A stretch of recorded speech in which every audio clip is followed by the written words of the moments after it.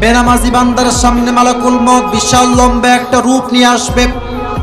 মালাকুল মউতের ভয়ঙ্কর চেহারা দেখে বেনামাজি বান্দার রূহটা ডানবা থরথর থরথর থরথর করে কাঁপবে।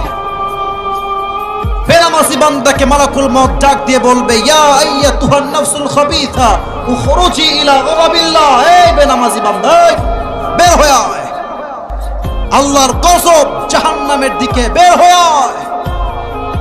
বেনামাজি যুবক, বেনামাজি মুরব্বীর রুহুটা আমার দিকে তাকান, আমার বুক দেখেন, আটকে যাবে রুহুটা, এখানে বের হতে চাইবে, আটকে যাবে। এবার মালাকুল মউত তার বাম হাত দিয়ে এমন জোরে একটা বেনামাজির রুহের দিকে থাবা দিবে। একটা থাবা দিয়ে যখন তার রুহটা টেনে বের করবে, হাদিসে আসছে একটা জীবিত ছাগলকে যাবেহ না করে তার চামড়া কেউ যদি টেনে হিচড়ে ছিঁড়ে ফেলে চাকু দিয়ে,